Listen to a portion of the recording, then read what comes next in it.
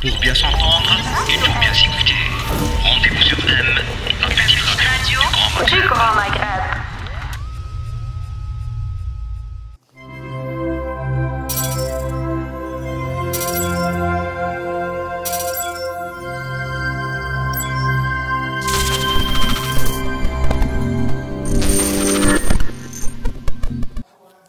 Amis auditeurs de Radio M, bonjour. Très heureux de vous retrouver dans le Café des Experts Éco. Pour une fois, le deuxième mardi d'après, on a réussi à tenir la cadence. Avec aujourd'hui en renfort, Nassim Delibey. Nassim, merci de nous avoir rejoints. Merci de m'avoir invité, bonjour. Merci. Donc avec nous, les experts habituels, Ali Harbi, bonjour. Bonjour. Reda, bonjour. Ça va? C'est difficile, Ramadan. Non, ça va. On s'y plaît même. Super. Alors, Ramadan, justement, on va en parler en début d'émission. C'est une émission qui est un peu spéciale. On nous a promis de discuter un petit peu de préconisations, de conseils, parce qu'on nous a relancé plus souvent sur qu'est-ce qu'il est bon de faire pour un investisseur, pour les ménages, les stratégies économiques micro, dans les familles, dans les entreprises, chez les porteurs de projets. On essaiera d'en dire un peu plus aujourd'hui. On profitera aussi de la présence notamment de Nassim Delibey pour explorer des pistes dans le contexte un peu tristouné de ce premier trimestre, on est au deuxième trimestre déjà, de 2021. Mais pour commencer, donc l'actualité de la première semaine de Ramadan, 3 thèmes, le Covid, les grèves, l'approvisionnement. Le Covid, on l'avait redouté ici, on va en dire quand même un mot la dernière fois. Les signes avant-coureurs d'une troisième vague, depuis 15 jours, ces signes avant-coureurs se confirment. Ils se confirment. Et donc, peut-être qu'à un moment donné, on va réintroduire le gouvernement. Il y a déjà des médecins qui le demandent, de réintroduire des mesures, parce que là, tout a été lâché. C'est un facteur qui peut impacter à nouveau la conjoncture. On est d'accord? Bien. Nous, on en a parlé il y a 15 jours. Aujourd'hui, on va juste lancer le warning, dire qu'il faut faire très attention. On a eu tendance à se relâcher. Tous les jours, nous parviennent des informations sur des personnes qui ont été touchées, etc. On vient d'apprendre qu'un ancien ministre du gouvernement est en réanimation, là, et du Blouchfa. On a perdu encore cette semaine des personnes connues. C'est sérieux, il faut faire très attention. Si tu permets, je vais quand même dire quelque chose par rapport au Covid. Je pense qu'il faut qu'on arrête de penser qu'on est à part. C'est ce qu'un peu on entend. Aujourd'hui, pratiquement dans le monde entier, il y a des mesures barrières qui sont prises, même dans les pays qui sont très avancés au niveau de la vaccination. Je pense qu'il faut être raisonnable aujourd'hui et reprendre un peu les mesures barrières, reporter le masque, se relaver les mains. Les distanciations physiques doivent être respectées. Je pense que c'est un message qu'il faudrait, accélérer aujourd'hui et intensifier par les jours qui viennent. Parce que je pense que cette vague-là est en train d'arriver en Algérie, comme partout dans le monde. Il faut arrêter de penser qu'on est une exception dans le monde. Et c'est justement pour faire passer ce type de message qu'on a choisi de commencer cette émission par ce thème du Covid. Alors, les grèves, les tensions sociales se sont invitées. Je ne veux pas dire que chaque Ramadan il y a cela, mais dans le contexte d'aujourd'hui, c'est beaucoup plus parlant. Il y a eu le mot d'ordre de grève de 2 jours du CNAPES dans l'enseignement secondaire. Il y a ensuite une partie du secteur hospitalier qui a fait grève. Ensuite, il y a cette grève des postiers qui nous a offert cette belle passe d'armes entre un délégué syndical ou un représentant du collectif des travailleurs et le ministre du secteur. Ce délégué a été suspendu, il a été suspendu. Ça dit beaucoup de choses sur la capacité de management des conflits sociaux par le gouvernement. Est-ce qu'on peut s'imaginer que c'est un facteur qui va changer la politique publique parce que c'est sur les revenus, c'est sur les salaires et donc c'est sur les dépenses publiques que cela crée une pression? Je pense que là aussi, on a une attitude très frigide du gouvernement. Le gouvernement le sait, il a les données, toutes les informations lui remontent. La classe moyenne est laminée. Le pouvoir d'achat des citoyens est complètement réduit. Il est ratatiné, pour ne pas dire, par les différentes dévaluations. Les salaires sont bloqués depuis 11 ans.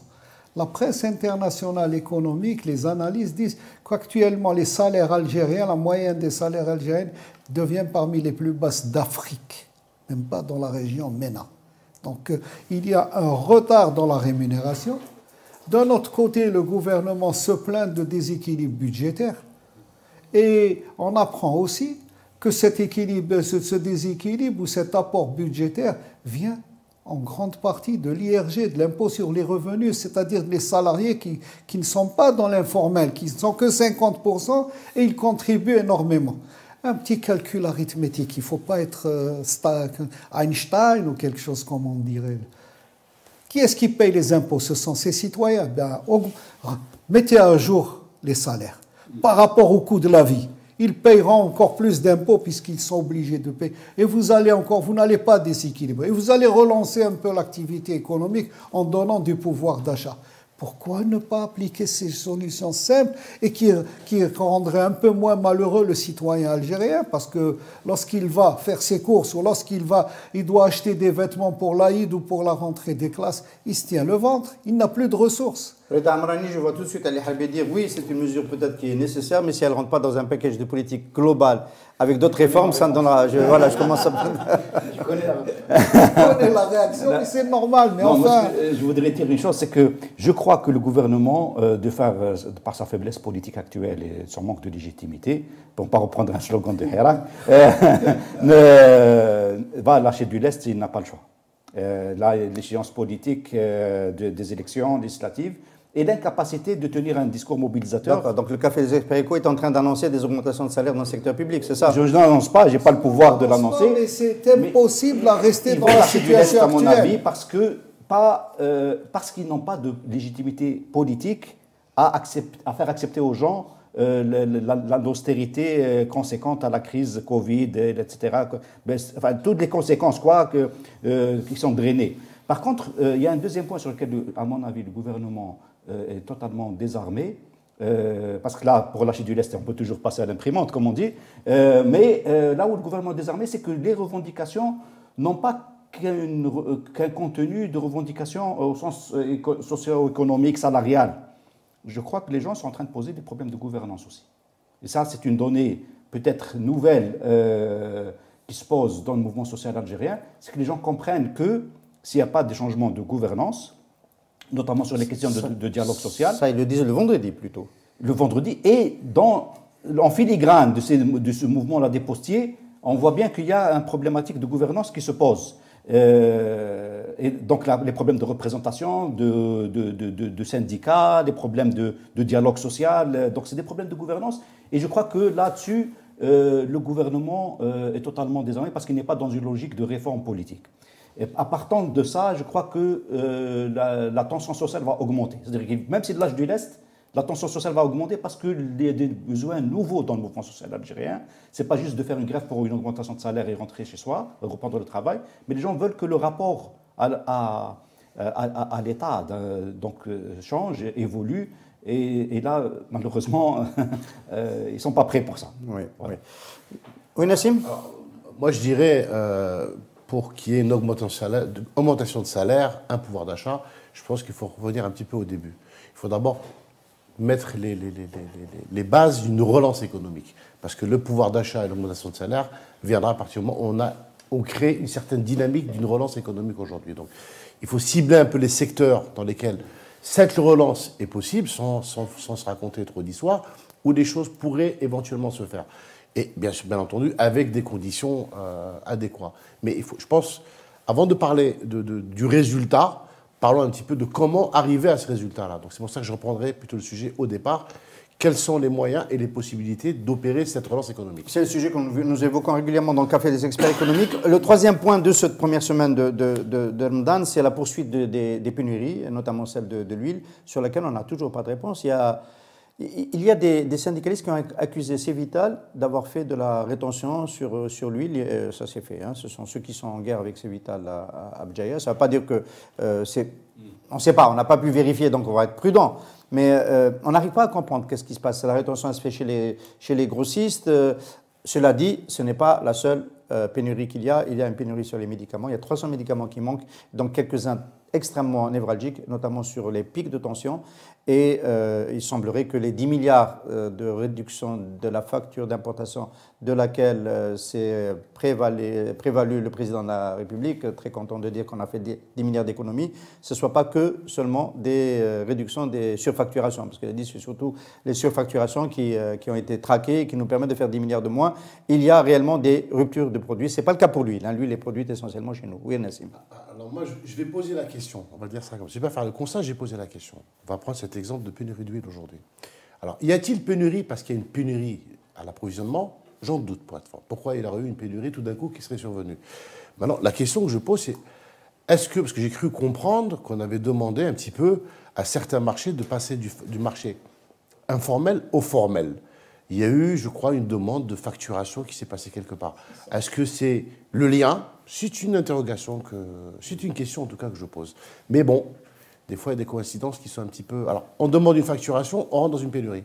Peut-être que si demain on tente de passer certains marchés de l'informel vers le formel, je pense qu'on risquerait d'avoir ces histoires qui peuvent se répéter.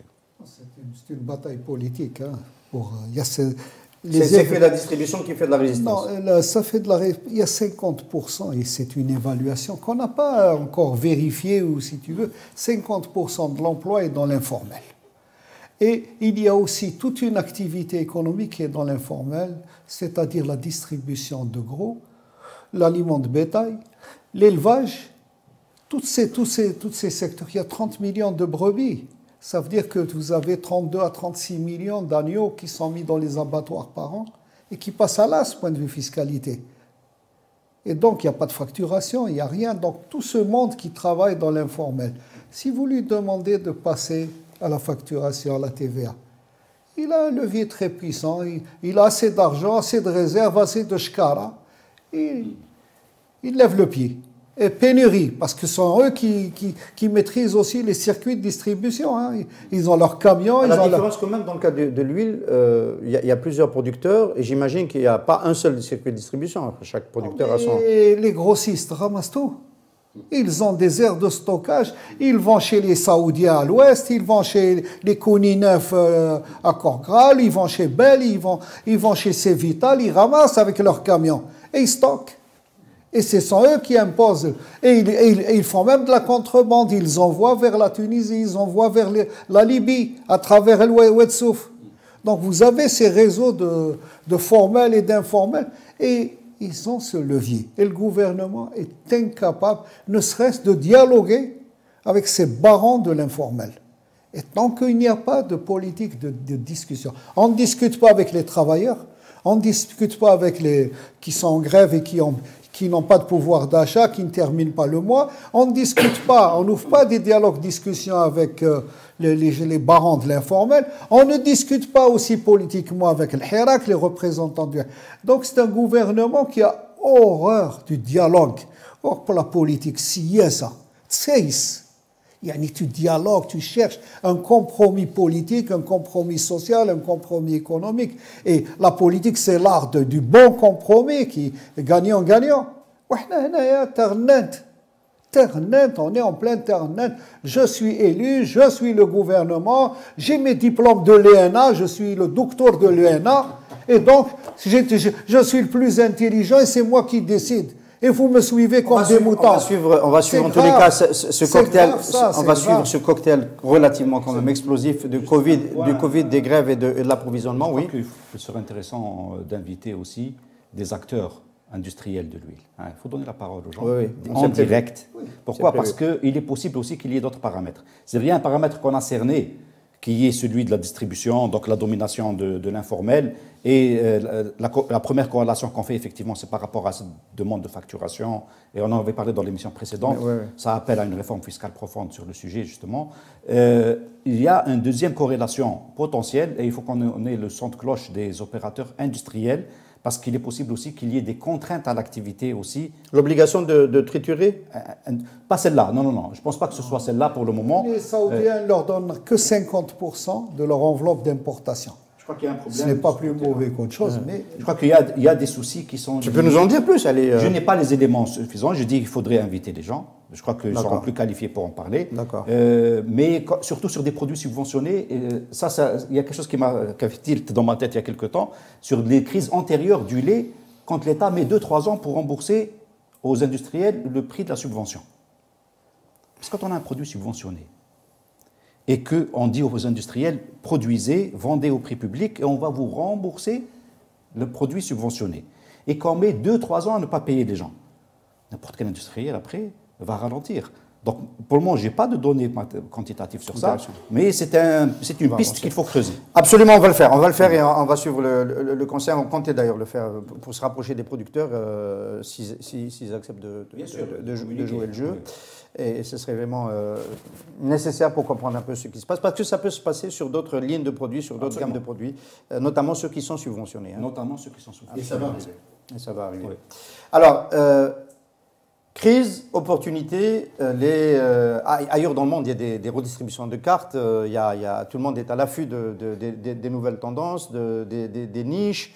Il y a des opportunités totalement liées à la crise sanitaire, il y en a celles qui vont émerger avec la nouvelle économie. On va peut-être voyager moins, la mobilité change, le télétravail, tout ce qui est lié même les formes de management. Hier, j'ai vu que HSBC a liquider complètement les bureaux des N et des N-1. Donc, son partage l'approche de la cohabitation dans l'espace travail, elle est open space, y compris pour le top management, y compris pour le DG. Et donc, c'est en locatif, évidemment, parce qu'ils veulent se débarrasser de tout ce qui est asset. Alors, ma première question, c'est une transition que je me suis aménagée pour moi-même. Est-ce qu'il est bon de continuer à investir dans la pierre en Algérie? C'était le premier recours pour les Algériens. On le sait, il n'y a pas de produits financiers, il n'y a pas de possibilité de placer l'argent ailleurs. Est-ce qu'il n'y a pas aujourd'hui une bulle de l'immobilier qui risque d'exploser dans les mois qui viennent? On sait que déjà que les prix ont cessé de monter. Est-ce que c'est toujours un bon recours pour les épargnants que d'investir dans la pierre? Là, c'est toujours le problème de l'offre et de la demande. Et nous sommes encore dans un marché où la demande est supérieure à l'offre et largement, il y a un retard et la croissance démographique, elle est là. On a tous les ans 1 million de nouveaux Algériens qui naissent. Ça veut dire qu'il va falloir dans 20 ans qu'ils aient 500 000 logements. C'est-à-dire que c'est des couples qui vont s'installer dans 20 ans. Vous voyez à peu près, nous on construit 300 à 400 000 logements par an. Alors que le besoin aujourd'hui est de l'ordre de 450 000 à 500 000 logements. Ça veut dire que la pierre va servir encore pendant fort longtemps de refuge pour l'investissement. Ça, on ne va pas y échapper. Mais il y a d'autres espaces qui s'ouvrent pour l'investissement, c'est vrai. Pour rester sur la pierre, est-ce que là, on a bien compris que tendanciellement, si on se projette, la demande va rester supérieure à l'offre compte tenu de la capacité de délivrer aujourd'hui les logements nécessaires. Mais à un moment donné, on parle d'offres et de demande solvable. À un moment donné, la demande solvable peut baisser. On voit que les gens n'arrivent plus à suivre les nouveaux loyers, les loyers même au niveau des achats. Et donc, une bulle, ça se forme quand la demande solvable ne suit plus l'offre. Et là, sur l'immobilier, peut-être qu'on y est déjà. Attention, pour l'immobilier, je termine. Le gouvernement ne fait rien aujourd'hui pour permettre à la demande de devenir solvable. Aujourd'hui, il y a ici. Aujourd'hui, on fait un joker. On arrête de critiquer le gouvernement. On parle des opportunités. On parle des opportunités. Est-ce que ça vaut la peine? Est-ce qu'aujourd'hui, ça vaut la peine d'aller, je ne sais pas, souscrire à une coopérative pour ensuite aller sur le marché locatif? Quand on a un peu d'argent, construire un appartement et le mettre ailleurs, et le mettre sur le marché. Les jeunes qui arrivent sur le marché de l'emploi n'ont pas besoin d'une somme faramineuse pour accéder à la propriété immobilière pour leurs propres besoins. Et donc, il y a une politique de l'accès au logement qui doit permettre à ces jeunes qui arrivent sur le marché de l'emploi de pouvoir immédiatement devenir propriétaires et en faisant de la location-vente ou n'importe quelle autre situation et en donnant aussi des aides à l'accès à la propriété immobilière. Il n'y a pas de ça. On n'en a pas en Algérie, après on se plaint. Mais maintenant en place... Si tu dis ça, ça veut dire que la demande solvable ne va pas arriver suffisamment à temps et donc il va y avoir Moi, je vois des appartements, des résidences, des promoteurs qui ont aujourd'hui du mal à écouler leur appartement. Donc, je dis, et à ce moment-là, la question que je pose, c'est est-ce que c'est un secteur où il faut continuer à investir? Lorsqu'ils vendent des appartements à 30 millions de dinars, le F3 de 75 mètres carrés, c'est normal que la demande ne va pas suivre. Donc, on est dans une bulle. Oui. Si tu permets, moi, je vais scinder ta question en deux. D'accord? Il y a, comme il le dit à juste titre, il y a une demande de logement parce qu'il y a une population croissante, ainsi de suite. Ça, c'est un marché. Maintenant, il y a le marché de l'investissement. C'est deux marchés différents. Les gens ont beaucoup investi dans la pierre et on continuera toujours d'investir dans la pierre. Par contre, sur le volet de l'immobilier, dans l'investissement, les gens qui achètent, qui placent leur argent, donc ils sécurisent leur monnaie à travers de l'immobilier, aujourd'hui, hésitent un petit peu. Je ne dis pas que le marché... Moi, je ne pense pas qu'il y ait une bulle autour de ce marché-là. Il y avait un marché d'investissement, on plaçait son argent dans la pierre. Ces gens-là, aujourd'hui, sont un petit peu en stand-by. Et on revient toujours à un problème. Pourquoi? Ils attendent de voir quoi? Ils attendent quelque chose. Là, on parle plutôt d'une crise de confiance, plus que d'une crise d'investissement dans l'immobilier. Celui qui arrive sur le marché de la vie, il doit se loger, c'est une chose. Mais celui qui investit dans l'immobilier, c'est celui-là, aujourd'hui, il est dans la retenue, il attend de voir un peu ce qui va se passer. Ça c'est mon avis. Et il a raison d'être dans la retenue? Oui, il a raison. Pourquoi il a raison? Alors, il a raison. Il y a une crise de confiance générale aujourd'hui. Le problème est là. C'est ce soit dans l'immobilier. Dans les crises de confiance, en général, la pierre est un vrai recours. En dehors oui, de l'or. Même. Vous savez, aujourd'hui, c'est une chose. Dans les périodes de crise, on reste en cash. On reste en cash. Même si le dinar, on reste en cash en général. Donc, aujourd'hui, ceux qui ont l'habitude de récolter un peu leurs bénéfices et de l'investir, c'était un circuit automatique. Ils cumulaient un profit, ils l'investissaient dans l'immobilier. Aujourd'hui, ils sont un petit peu en stand-by. Ils restent plutôt en cash, ils attendent de voir. Alors j'ajoute une question spécifique. Ali, tu pourras répondre à la question générale, mais la question spécifique, c'est celle des mètres carrés de bureaux sur lesquels il me semble que la crise est encore plus aiguë. Écoute, sur le mètre carré de bureau, je crois qu'il y a une corrélation à établir, c'est le ralentissement un peu de l'activité. Et donc, il faut savoir que le mètre carré de bureau qui avait explosé il y a 10 ans, était lié au fait qu'il y avait beaucoup de sociétés étrangères, beaucoup d'installations, beaucoup de création d'entreprises. Là, c'est zéro quasiment en IDE, on est à un taux zéro d'IDE, etc. Donc c'est normal que l'immobilier de bureau, je dirais de standing, entre guillemets, s'effondre. C'est-à-dire que les gens ne sont pas encore en train d'afficher des prix à la baisse, mais ils ne louent pas. Ils refusent, ils disent je préfère fermer, mais ils vont craquer. C'est ça l'explosion de la bulle. Hein. Donc, oui, au moins sur un segment de marché. C'est le moment où les gens, où la bulle éclate, parce que maintenant, il y a des inconnus. L'inconnu principal, ça restera toujours la question du prix du pétrole, évidemment, parce que c'est ça qui rythme la vie économique en Algérie, il faut le dire, pour un bon moment encore. Deuxième aspect, c'est est-ce que le gouvernement va enfin établir des deals politiques nécessaires pour relancer la machine de l'investissement étranger et national. Ça aussi, on n'en sait rien du tout. Donc, pour le moment, l'immobilier de bureau, qui, d'un point de vue des fondamentaux de marché, est insuffisant par rapport à la demande théorique, potentielle. Mais dans le contexte immédiat, il y a un tassement du marché. C'est la même chose aussi sur l'immobilier d'habitation. Donc, sur l'immobilier d'habitation, je crois que ce qui est en train d'exploser actuellement, c'est ce qu'on appelle l'investissement spéculatif, qui avait aussi drainé à la hausse le marché. C'est-à-dire des gens qui achètent pour revendre. Donc, on a bien vu ça pendant des années aussi, des gens privilégiés qui ont accès à des crédits bancaires et tout ça, qui construisent des promotions immobilières. Ensuite, tout est vendu parce que c'est des gens de deuxième main qui vendent ensuite à une population finale qui vient après. Et le gros de l'argent se faisait entre le promoteur et le premier acheteur. C'était ça qui avait fait exploser donc à la hausse le marché. Cette activité-là, aujourd'hui, elle se casse la gueule, hein, excusez-moi l'expression, oui, tout simplement. C'est en train de se geler. On voit bien que beaucoup de logements de standing ne se vendent pas. Il y a à l'ouest d'Alger, il y a des promotions entières où les gens se bouffent le nez pour pouvoir vendre, des promoteurs concurrents. Hein, ils s'envoient les uns les autres en prison, etc. Mais maintenant, l'investissement de long terme, c'est-à-dire l'investissement de possession, pas spéculatif. L'investissement, quand je dis acheter, sur l'investissement de possession. C'est-à-dire, mais alors à ce moment-là, est-ce qu'il ne faut pas attendre un peu? Non. Pourquoi? Parce que la bulle est en train de se dégonfler. Oui, attendre quelques mois peut-être, mais on parle toujours de période. Hein. Je ne dis pas acheter demain matin, mais je dis que maintenant, ça va être le moment pour les gens qui ne pourront pas faire une marge, comme on dit en arabe. C'est une bonne période pour acheter parce que ça va remonter après. D'accord. Voilà.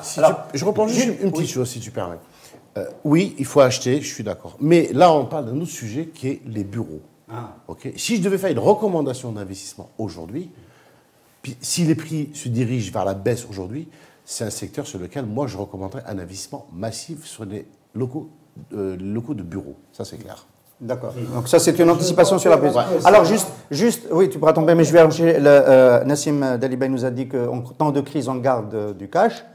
Donc j'enchaîne sur l'épargne, etc. Le cash, les Algériens vont le garder en devise. Quels Algériens? Ceux qui ont d'épargne. C'est la question qui se pose. Hein. Ceux qui ont d'épargne. Aujourd'hui, la majeure partie des Algériens sont à court de ressources en liquide, ils n'ont pas les moyens de survivre, ils ne terminent pas le mois. Et ça, c'est la grande majorité. Cela, on leur recommande de faire des grèves et de faire pression. On a commencé par ça. On a fait déjà une préconisation. Et d'aller au combat, pour obtenir leur juste droit. Parce qu'on ne fait pas du socialisme pour le socialisme. Est-ce qu'on garde en dinars ou est-ce qu'on achète des devises? Non, aujourd'hui. Ou est-ce qu'on met dans l'immobilier? L'État lui-même, lorsqu'il fait des prévisions budgétaires, et il fait cette politique absurde que j'ai toujours considérée comme absurde, de ne pas défendre le dinar et de le faire couler pour régler les problèmes des fonctionnaires du budget. Ils ne sont pas capables de moderniser leur gestion de budget, ils ne sont pas capables d'aller trouver les ressources qui existent et qui les ramener vers le budget. Eh bien, fainéants comme des bureaucrates qu'ils sont, on fait dériver le dinar et on augmente la masse des impôts. Alors, qu'est-ce que ça veut dire? Ça, c'est une préconisation pour le gouverneur de la Banque d'Algérie. Oui, mais n'importe qui, à ce moment-là, quand tu lui annonces sur 3-4 ans cette dérive, qu'est-ce qu'il fait? Bien, s'il arrive à avoir des dinars, il va aller à Square pour Saïd, il va acheter des devises. Les devises, au moins, c'est réglé par là. La question, c'est, est-ce que c'est un bon plan de faire ça ou est-ce qu'il faut placer l'argent? C'est le moins mauvais parce que c'est un problème de sauvegarde. Les gens fuient devant le dinar. Le gouvernement, au lieu de protéger son économie, de défendre le dinar, il organise la fuite devant la monnaie nationale. C'est vraiment se faire harakiri parce qu'il croit régler un petit problème de départ. Mais il détruit l'économie sur le moyen et le long terme. Il n'y a pas d'investissement. Qui va investir dans le productif? Parce que le cours de la monnaie est très lourd et la dérive du dinar, la dérive de la monnaie est plus grande que le taux de rentabilité interne escompté dans l'investissement. Dès que vous mettez ça, vous tuez l'avenir du pays, l'avenir économique et social du pays. C'est pour ça que je dis ils se font harakiri. Et là, ils organisent la fuite devant le dinar. On ne va pas rentrer dans le débat sur la dévaluation et le dinar parce que sinon on va sortir. C'est la vérité. Oui. La vérité. On a bien compris que les Algériens ne vont pas attendre, enfin ceux qui ont des petites économies, les recommandations du Café des experts éco pour aller sauvegarder leur argent plutôt en devise. On peut le déplorer effectivement. C'est pas ça que je recommanderais. C'est pas ça que tu recommandes? Ah, pas du tout, non. D'accord. Donc il faut leur proposer quelque chose qui moi, soit plus rémunérateur. Moi, j'irai sur l'investissement en Algérie aujourd'hui. Ça, c'est clair. J'irai sur l'investissement. Convertir son argent du dinar en devise ou de devise en dinar, l'argent sera toujours stagné. Et l'argent qui stagne ne rapporte rien. C'est clair. C'est une mesure protectrice contre la dégradation de mais la valeur du dinar. Il faut peut-être essayer d'élargir un peu son champ et de chercher les opportunités. Tu sais qu'en période de crise, c'est là qu'on a le plus d'opportunités. Moi, je pense qu'aujourd'hui, il y a beaucoup d'opportunités en Algérie, malgré la crise, toutes les crises possibles, imaginables qu'on peut citer. Mais il y a les opportunités qu'il y a en Algérie aujourd'hui.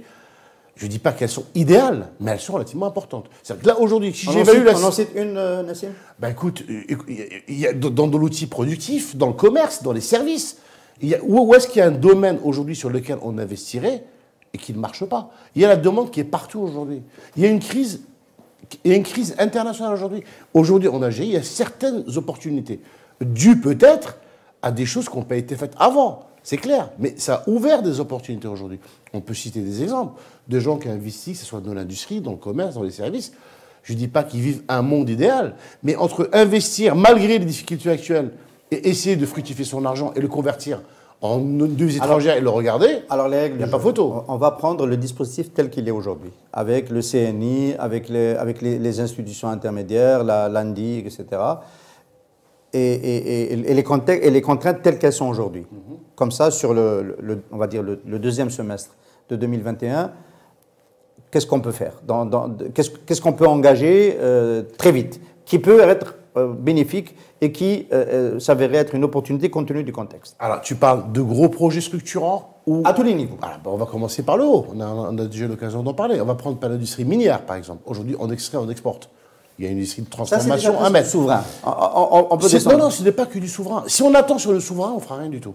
Tant qu'il n'y aura pas d'investissements locaux ou étrangers pour investir dans la transformation, il n'y aura rien qui va se faire. Ça, c'est clair. Donc, il y a des choses à faire à ce niveau-là. Alors, il y a ça. Il y a les industries productrices. Aujourd'hui, il y a comme une rétention au niveau de l'importation. C'est peut-être rebondir sur cette occasion-là pour investir dans la production et dans la transformation. On va prendre un autre exemple, l'agriculture. Alors, je dis, moi, encore une fois,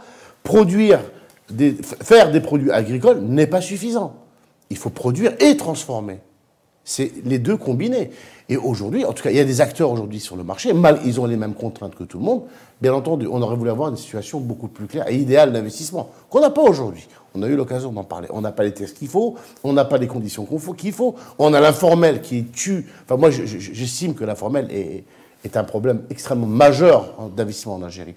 Mais il y a des opportunités. Il y a des gens qui ont investi dans la PME, PMI, il y a du TPE, PME, PMI aujourd'hui. Il y a les franchises, il y a la restauration, il y a les services. Il y a plein de domaines aujourd'hui sur lesquels je préfère en tout cas placer mon argent dans une petite boutique de quoi que ce soit que de transformer en devise ou en quoi que ce soit. Ça, en tout cas, c'est ma recommandation. Alors, dans tout ça, si on devait écrémer un petit peu et faire sortir des filières préférentielles. Regarde, moi, je vais dire quelque chose de très terre-à-terre sur cette question-là. Il est clair qu'aujourd'hui, on ne doit pas avoir l'illusion de penser qu'il y a beaucoup d'argent thésaurisé. Ce n'est pas vrai. Parce que c'est un actif circulant, ce n'est pas un actif dormant. D'accord? Donc l'argent fonctionne, il tourne, sauf qu'il est dans l'informel. Donc il ne faut pas perdre ça de vue. Donc les gens ont déjà répondu à la question, et moi je dis, suivez l'informel et vous saurez où est-ce qu'il faut investir. Tout simplement. Parce qu'il y a 50% de PIB, peut-être, je ne sais pas combien exactement, c'est un sujet polémique, on n'a pas les chiffres officiels, enfin réels je dirais, qui circulent, ils tournent. Ils ne sont pas dans les cachettes, etc. C'est une vision erronée de certains bureaucrates.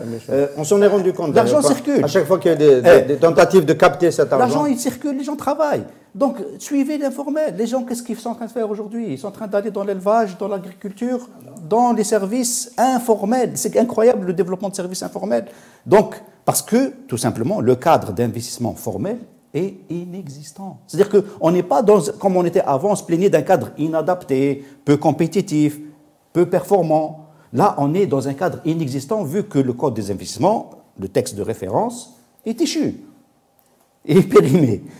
Donc, tout ce qu'on dit, CNI, on dit, je ne sais pas quoi, dispositif d'appui, tout ça n'existe plus, c'est échu. Donc, il faut redémarrer un nouveau cadre d'investissement. Donc, tant qu'on n'a pas ce cadre d'investissement, et ça c'est une urgence de chez l'urgence, on a perdu 1 an avec l'ancien ministre, maintenant le nouveau ministre a pris le dossier en main. Je ne sais pas si ça va... Ils nous écoutent, ils ont réagi, non? Ils n'ont pas réagi. Ils ont proposé que les influenceurs qui ont plus de 5000 followers sur les réseaux sociaux aient un registre commerce. Ça sera un bon moyen de les mettre en prison. Je crois qu'il va développer ça, son idée. Donc, une fois qu'on a le nouveau cadre, c'est quoi les filières? Non, en attendant le nouveau cadre. Parce qu'il y a quand même le facteur temps aujourd'hui. Mais c'est incroyable, on n'arrête pas de le dire depuis des années. Attention, le temps passe. Mais je crois que l'orientation agro en priorité. Oui, voilà, parce que là, c'est un canal, voilà. comme encore une fois, c'est un canal ouvert pour l'Algérie. C'est une opportunité incroyable qui est de structurer l'agro-industrie. Structurer l'agro-industrie, parce que nous sommes un pays quand même qui a on ne va pas reprendre des appendages comparatifs, etc. La surface, la terre, le marché autour de nous, on parlait de l'Europe, des États-Unis, tout ça. La demande, elle est monumentale, la Chine aussi, dans l'agroalimentaire, elle est conséquente. Mais ça a des limites, c'est-à-dire que la démarche, ce qu'on voit aujourd'hui, le fait qu'on laisse ça dans l'informel, crée des propres limites du système. Parce que qu'est-ce qui se passe aujourd'hui? On va avoir de façon redondante, la tomate, elle est en surproduction, on n'a pas les capacités de stockage, la patate, je ne sais pas quoi, la céréale, parce que c'est la limite de l'informel. Donc, pour qu'on puisse passer à un niveau supérieur, il faut qu'on offre un cadre incitatif d'investissement formel. ce qui est pour le moment absent. Je crois que c'est un tout premier canal qu'il faut absolument exploiter. Et donc ta préconisation dans ce cas-là, il est urgent d'attendre pour quand on est investisseur, qui est le nouveau cadre. Moi je vais choquer les gens. Moi, je dis il est urgent d'aller dans l'informel. Donc il faut agir d'abord. Ah oui, c'est exactement mon message. Il faut agir et attendre que le cadre arrive. Après, on va négocier la régularisation. Aujourd'hui, si tu veux, le cadre actuel qu'il est périmé.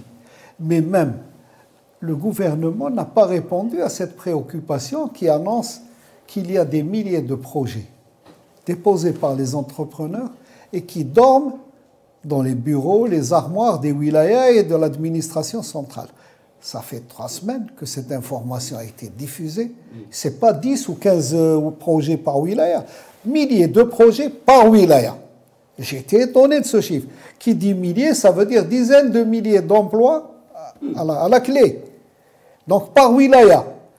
Un gouvernement qui a cette aubaine, qui a ce trésor entre les mains, la première des choses, je vois qu'il faut changer, non seulement changer, annuler tous les règlements. J'autorise de façon informelle, comme dit Ali, tous ces projets. Je ne cherche pas à savoir s'ils sont conformes à la réglementation. S'ils me créent de l'emploi et de la richesse, eh bien, mes lois, mes propres lois que j'ai mises, eh bien, je mets une croix dessus et je libère tous ces projets. Si 10% de ces projets se réalisent, vous imaginez le truc de croissance, le taux de croissance que l'on va atteindre dans les 18 mois. Quels sont les domaines où on peut s'engager sans attendre un cadre? Par exemple, dans la filière de l'économie durable, ceux qui collectent les déchets, ou le public, etc., est-ce qu'ils ont besoin d'être... 80% dans l'informel. C'est déjà, des choses sont faites, c'est-à-dire que les gens n'attendent pas. Mais à un moment donné, il y a toujours un maillon qui va manquer, le donneur d'ordre. S'il n'est pas dans le formel, après, ça pose problème. Il faut savoir ce qu'on veut. Est-ce qu'on veut construire une vraie économie basée sur des fondations solides, ou on veut continuer à prendre shkara à droite à gauche? Maintenant, il faut savoir quelle direction on veut prendre. On oblige les gens à ça. Non, mais attendez, regardez Général Emballage. Oui, il a mis en place un projet, parce qu'il a plein de récupérateurs dans l'informel, pour transformer le carton, le papier récupéré, le chiffon récupéré en carton d'emballage. Eh bien, son projet, sa grande usine, est bloqué par l'administration. Ah, Oran. Vous imaginez ce que c'est que ça? Je rebondis sur une chose. Aujourd'hui, c'est grave. Vous savez, c'est grave. Dans les règles économiques, on peut citer des milliers, pas des dizaines de projets comme ça. D'accord, mais il faut arrêter. Encore une fois, il faut arrêter de penser que nous, on doit rester en marge de la planète. C'est clair. Il y a des règles économiques qu'on ne va pas inventer. Aujourd'hui, l'investissement, il est dans la production. Et ceux qui souffrent le plus de l'informel, c'est la production, c'est l'industrie. L'industrie, aujourd'hui, est en train d'être étouffée par l'informel. Ça, c'est clair. On peut citer plein d'exemples. Il y a l'informel, il y a la contrefaçon, il y a la contrebande. Tout ça, ça bloque les investissements. Les richesses, le développement ne pourra démarrer qu'à partir du moment où on va investir sur un outil de productivité. Et ça répond à ta question, Hassan.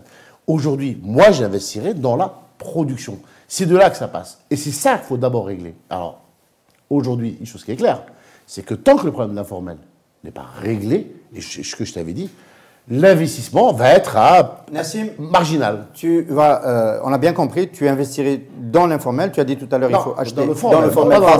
Désolé. C'est exact. Qu'il faut utiliser dans la production, il y a quand même des secteurs desquels il faut s'écarter aujourd'hui. Je voudrais qu'on a du mal à dire qu'est-ce qu'il faut faire. Disons déjà ce qu'il ne faut pas faire. Ah oui. Est-ce qu'il y a des montage automobile, par exemple, je ne le ferai pas. Je ne ferai pas le montage automobile. Ça, je pense qu'il n'y a pas beaucoup. Oui, mais j'ai défoncé une porte ouverte là. Est-ce qu'on avait un gros retard dans l'infrastructure hôtelière pendant longtemps qui était lié à l'émancipation, à la promotion du tourisme? Il y a eu un rattrapage. Aujourd'hui, on a une bulle en termes de lits, notamment les hôtels de ville. Est-ce que c'est une filière dans laquelle il faut continuer à investir? Alors, si tu permets, moi je vais citer un exemple concret. Et aujourd'hui, comme tu dis, avec la pandémie, on ne voyage pas. On peut aller nulle part. Avant, il y avait, je crois, 1,5 million d'Algériens qui partaient en Tunisie. On n'a plus ce cas-là. Moi, j'ai eu l'occasion, là, il n'y a pas très longtemps, d'avoir visité un village vacances à Ain Tibouchand. C'est exceptionnel. Je pense, là-dessus, moi, c'est un secteur sur lequel j'irai. Déjà, c'est un produit de crise, parce que les Algériens, l'été va arriver, ils ont nulle part où aller. Donc c'est du divertissement, du loisir, du temps libre. Exactement. Et en plus, c'est l'investissement à l'avenir. Parce que moi, je pense que... Donc ça, il faut continuer à y aller. Ça, il faut continuer. L'hôtellerie, le tourisme, c'est un des secteurs que je mettrais parmi les secteurs prioritaires, ça c'est clair. L'économie de loisirs est en retard en Algérie. Elle représente en moyenne dans le monde 10 à 12% de la PIB. Chez nous, elle est à 1 ou 2%. Ça me fait penser à la présence de Zafira sur le plateau qui me fait penser à ça, un investissement dans l'économie culturelle. Quand on parle d'économie de loisirs, il y a de jeunes promoteurs qui ont lancé des espaces théâtres, oui. Notamment un à Oran. C'est magnifique. Ouais. Je viens d'écouter, en venant, j'ai écouté ça sur la radio. Mais Ali Harbi, si tu fais le bilan financier de ce type d'activité, ça peut tenir la route. Ça peut. Ça tient. Ça peut tenir la route. Oui, je voudrais juste dire un mot là-dessus. C'est-à-dire que la question qui va nous coincer très vite ici. J'avais lancé le truc provoquant tout à l'heure pour dire sur l'informel. Oui, mais on a bien capté le message. Hein. Mais en fait, c'est que si les gouvernements... Il faut annoncer, il ne faut pas attendre. Restent les bras croisés à nous bloquer, parce que vous parlez tout à l'heure d'aller vers l'investissement productif. Encore faut-il qu'on puisse le faire aujourd'hui, parce qu'on ne peut pas le faire. Donc ça va aller inévitablement vers l'informel. La sphère de l'informel va s'élargir tant qu'on reste dans un régime bureaucratique. Ça, c'est inévitable, ça va ensemble. Et pour revenir maintenant à la question des instruments, parce que si tu veux, aujourd'hui, quand on dit, par rapport à ta question, il y a des gens qui peuvent imaginer à leur échelle, à eux, un projet d'investissement. Il va se dire, moi, je vais faire mes 30-40%, la banque va m'aider, je vais m'appuyer sur le FGAR ou le CGCI pour avoir plus de garanties et faire un projet. Mais cette population-là, elle est minime. Aujourd'hui, nous avons une grande masse de gens qui sont à des niveaux de capacité d'épargne destinée à l'investissement qui pourraient se destiner à l'investissement beaucoup plus petits. Aujourd'hui, on a une absence d'investissement, d'instruments qui permettraient aux gens de se mettre ensemble. D'accord ?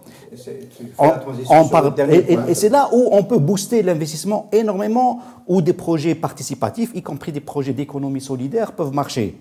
Parce que les gens apportent très peu, donc la part de risque, elle est très partagée, d'un côté, et d'un autre côté, si tu veux, l'attente de rentabilité... Un peu, Ali, le type de projet qui peut drainer comme ça une fédération des levées de fonds. Regarde des projets encore très petits, mais je voudrais quand même profiter de l'audience qu'on a ici pour en parler. Les projets de ce qu'on appelle éco-agrologique, hein, d'accord ? Donc, éco-agrologique, c'est pas faux, ce que je dis, hein, voilà. Éco-agricole. L'éco-agriculture, voilà, oui, voilà, je cherchais vraiment, c'est compliqué, où on peut se mettre ensemble à plusieurs pour faire des productions de petite échelle, de proximité vis-à-vis du consommateur, et où on apporte chacun une très petite somme, en réalité, pour faire tourner quelque chose. Donc, on revient à tout ce qu'on se dit tout à l'heure, c'est-à-dire c'est la filière agricole, transformation agricole, qui peut, si on a des instruments de mise en commun, donc des instruments de financement, des fonds d'investissement pour destiner aux petits porteurs, donc adapter ce qu'on a ailleurs, des SICAV, etc., donc des SICAR et autres, et tout ça. Alors là, on n'a rien du tout là actuellement. Et ça permettrait de drainer beaucoup d'épargne sur des projets où les gens voient très vite la faisabilité de la chose. Hein. Voilà. Je discutais aussi, juste, je vais arrêter parce que pour ne pas monopoliser. La dernière fois, je discutais par exemple avec quelqu'un sur des projets où en Algérie, on a quand même beaucoup de terres arides. On parlait des projets hors sol, par exemple.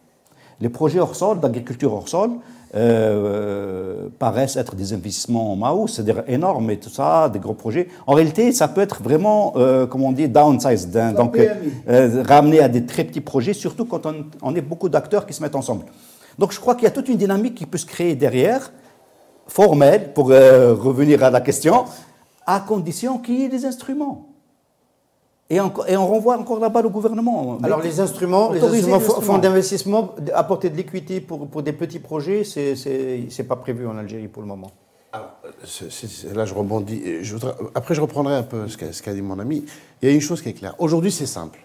Dans tout le monde entier, bon je suis un petit peu dans le domaine du fonds d'investissement, moi je voudrais bien avoir les règles, comment faire monter un fonds d'investissement, le serait-ce du petit au grand épargnant, pour faire des pôles d'investissement, donc diversifiés, dans l'industrie, dans la distribution, dans le service. On pourrait créer une idée, un fonds d'investissement algérien, avec du dinar, d'abord qui nous permettrait de faire des leviers à l'international, chose qui se pratique, que je n'ai pas inventé, hein, qui se pratique depuis tout le temps. Ça serait déjà quelque chose qui pourrait drainer de l'investissement et rassurer. D'abord, ce serait diviser le risque, Ça, c'est une chose.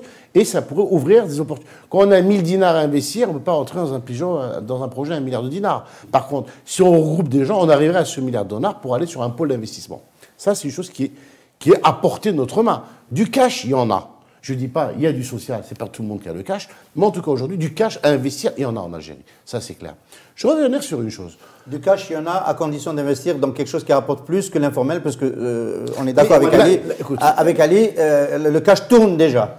Et s'il n'est pas capté par le secteur bancaire, c'est parce qu'il a des taux de rendement. Moi, je suis tout à fait d'accord avec lui. On a cette impression, on pense que le cash, il est sous les matelas. Non, il tourne. C'est une forme, mais le cash, il n'y a que ça qui circule. Mais attention, la crise touche aussi le marché de l'informel. Heureusement. Ça, c'est clair. Heureusement. Il y a une le chômage dans l'informel a été énorme avec la crise du Covid. Voilà. Lorsqu'on a fermé les routes, on a fermé le transport, on a fermé le bâtiment, qu'est-ce qui reste? Il n'y a plus rien. Alors, moi, j'ai fait une proposition à mes amis du patronat, qui est un peu une réflexion que j'avais mis. Bon, je ne pense pas que je l'ai inventée, certainement que d'autres l'ont proposé à un moment. Aujourd'hui, on a différents secteurs. Tu sais que ma clé de vie, c'est l'optimisation. D'accord? Aujourd'hui, on va prendre un domaine, que ce soit dans l'électronique. Ce serait peut-être qu'il crée une plateforme d'achat pour optimiser les achats, déjà en amont. Et aussi créer une plateforme, parce que l'exportation fait partie de la future économie algérienne. Sans l'exportation, on n'existera plus. Ça, c'est clair. Notre industrie ne va pas exister. Je prends l'exemple, bon, on n'a pas besoin de faire la publicité, tu l'as cité. C'est Iris Taher, par exemple. Il a fait un gros investissement. Il fournit le marché local, mais s'il n'a pas l'export, son outil ne sera jamais rentable. Par chance, et malgré les difficultés, et malgré les problèmes de texte, aujourd'hui, il a quand même réussi à exporter jusqu'aux États-Unis. Des pneus, parce que... Des pneus, quand même. Voilà. C'est en anglais. Ouais, pardon, ouais. C'est quand même... fabriquer du pneu en Algérie aux normes internationales et réussir à l'exporter aux États-Unis, pourquoi je donne ça en exemple? Regarde un peu l'investisseur algérien. Juste termine ça. Si demain, Iris a besoin de se développer, et encore une fois, on va supposer qu'il y a les conditions à la Bourse d'Alger, des vraies conditions pour faire une LBO, une correcte LBO, tu recommanderais d'acheter du papier Iris? Moi, j'achèterais tout de suite du riz, ça c'est clair. Alors, le papier, donc les produits financiers et les actions, voilà, les actions, on n'arrive pas à en acheter. Aujourd'hui, est-ce qu'il n'y a pas un coup à faire sur ce qui reste à la Bourse d'Alger? On sait qu'il y a un titre qui s'est délisté, c'est celui de Louiba. Il y en a un qui risque de sortir. J'ai investi dans la Bourse d'Alger, dans Biofarm. J'ai deviné que c'est le dernier bon titre qui a Parce été que, émis. je dis une chose, si l'industrie pharmaceutique, aujourd'hui, il y a, je crois, 20 facultés de médecine et de pharmacie en Algérie, donc on a déjà des milliers de gens bien formés. Cette industrie, on a réussi à la bloquer et à la gérer, à la réguler, contrairement à l'industrie automobile. On a imposé aux importateurs d'investir dans l'industrie pharmaceutique et ils ont investi. Et on leur a dit, si vous n'investissez pas, vos produits que vous importez, on ne les met pas dans la liste de la remboursement sécurité sociale. Vous voyez, les leviers, le gouvernement avait les moyens de réguler, il a régulé, et aujourd'hui, on en fait une industrie exportatrice. Et je peux vous dire que dans le monde, aujourd'hui, moi, quand j'ai étudié l'industrie pharmaceutique, j'ai découvert que le taux de rentabilité interne de cette industrie oscillait entre 32 et 45%. Quand les banques avaient un taux de rentabilité interne qui oscille entre 18 et 24%. Quand la troisième industrie, celle des hydrocarbures, oscillait entre 14 et 18%. Déjà, en 2003-2005, quand j'ai fait cette étude, l'industrie pharmaceutique était la première. Quand on dit Big Pharma, on ne parle pas pour rien. Il y a un taux de rentabilité énorme. Mais il y a un retour les capacités sont aujourd'hui, elles ne sont pas excédentaires, s'il te plaît. Si on change, ça dépend de ce qu'on fait. Laisse-moi terminer. Tu me coupes pour rien. Tu me coupes pour rien. Moi, aujourd'hui, je mettrai un fonds d'investissement public et privé, et même de l'informel s'il le faut, pour faire en sorte que ces usines produits pharmaceutiques algériennes deviennent des usines de taille mondiale. Aujourd'hui, ce sont des PMI. Il y a 70 ou 80 usines différentes. Eh bien, j'investis dans ces usines existantes pour leur donner une taille mondiale. Ça, c'est de la consolidation. Non, taille mondiale, puisqu'ils existent. Et je les aide financièrement à augmenter leur production pour aller vers l'exportation. Et quand elles ont une taille mondiale, elles pourront, si tu veux, concurrencer qualitativement et aussi commercialement. Un bémol. Oui. La taille mondiale, dans ce cas-là, c'est obtenir la production des molécules de nouvelle génération. Et ça, si on n'a pas les partenaires, les donneurs... Non, c'est pas ça. Toujours dans le, la taille mondiale, la taille commerciale, c'est le coût de revient du produit par rapport aux concurrents à l'étranger. Et ça demande, il y a une taille économique pour l'exportation. Et donc, je les aiderai. Et voilà un créneau où je vais investir. Et je les aide. C'est exactement Iris. Iris, il n'a pas fait une PMI, il a fait une usine de taille mondiale. Et il peut exporter. Lorsque c'est Vital fait une usine, il fait une usine de taille mondiale pour exporter. On arrive sur la fin de cette émission. On n'a pas de titre à recommander malheureusement à la Bourse d'Alger. Voilà. Donc, dans un pays, dans une économie de marché, ce serait la première préconisation. Mais les autres produits, le titre obligataire, il est en train de ressortir, celui qui a été émis en 2017. On arrive sur les 5 ans. À 5%. Je crois. Non, je parle de souverain. L'emprunt de croissance économique de 2017, c'est, je crois, Belkhelfa qui l'avait lancé. Et en fait, il n'y a plus de produits financiers à acheter. Qui peut émettre à nouveau pour permettre de capter une partie de cette épargne et proposer une opportunité d'investissement pour ceux qui, en attendant de voir clair, ont besoin de placer de l'argent? Moi, personnellement, je n'irai pas sur ce genre d'épargne, ça c'est clair. Moi, je n'irai pas du tout là-dessus. Moi, j'irai, voilà, on prend un autre secteur en termes de recommandations. Tu prends les énergies renouvelables, par exemple. Pourquoi on n'irait pas dessus? S'il y a une belle boîte, bon, on a cité la pharmacie, s'il y a une belle boîte qui veut faire une levée de... émettre un titre obligataire. Pourquoi pas? Où ça, à la bourse? Un titre obligataire, c'est pas une action, c'est un titre obligataire qui est remboursé. Toutes les opérations de levée obligataire qui sont faites, dernièrement, ont échoué. C'est celle du ciment de El Kbira. El Kbira et celle aussi de l'hôtellerie.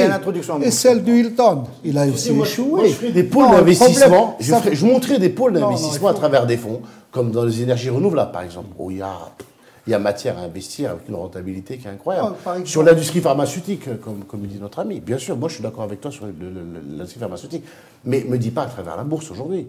Ne dis pas. S'il y avait la bourse structurée et deviendrait une bourse active, tu poses la question d'une bourse, tu dis combien il y a eu de titres échangés dans la journée? Rien. Et tu réponds. Voilà, oui, mais je crois qu'un élément de redynamisation de la bourse, ce serait justement des émissions obligataires négociables en bourse. Exact.